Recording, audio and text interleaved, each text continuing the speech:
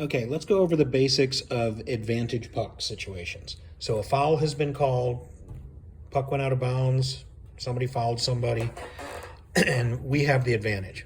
So the way it's lined up is the puck goes wherever the infringement occurred, and usually the strong side back is going to be the one that takes it. The other team has to be 3 meters back from the puck. Now, to be honest, in our pool, because it's a little smaller, sometimes we don't do the full 3 meters, but in general, there's a space between the opposing team that everybody has to be behind. Now, our forwards can range anywhere they want, and our backs for that matter, but our backs are typically going to, again, be in a staggered formation like this.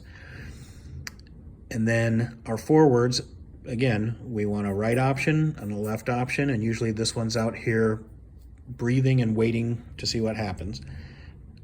And then in a tournament situation, it would be a bell or a gong or a signal of some type. We say 5 seconds. The 5 seconds means once that bell goes off, this player has 5 seconds to touch the puck. If he doesn't do it within that time, technically that's a penalty. That being said, the attacker, and I'll make these O's, as soon as I touch the puck, this forward usually wants to come and attack me and make me do something with the puck. So sometimes you'll see us dive down and pretend like we're going to hit the puck. If we don't hit the puck and they come forward, that's also technically a penalty. So you have to wait until the person taking the advantage puck actually touches the puck with his stick, and then you can rush them. This is an incredibly important position for a forward to do. And we're doing it with the opponent's forward, but still, as soon as the person taking possession of the puck touches the puck, the opposing forward, so in this case, it's going to be the other team's left forward because they're upside down, they're going to attack this person as quickly and aggressively as they can. Their goal is not necessarily to stop them from making a move or to steal the puck. It's great if they can. Their goal is to make this person do something faster than they wanted to. Throw a pass before they were ready, try to make a move that they weren't ready to make, jam them up.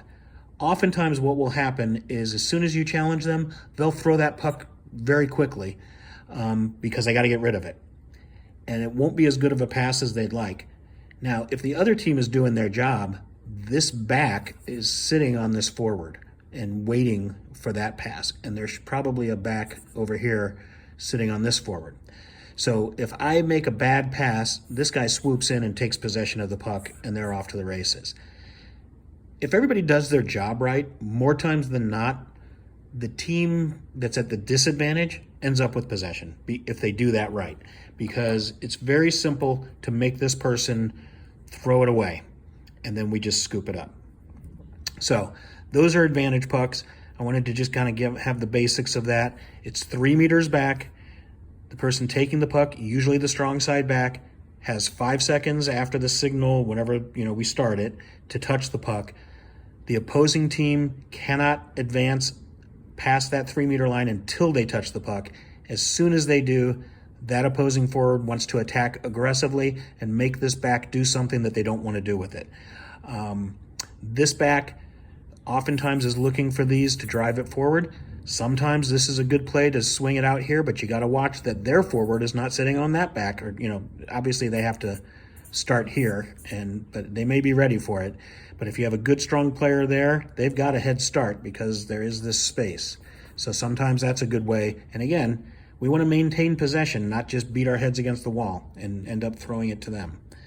So I made a nice mess of that, but hopefully you understand now the basics of an advantage puck.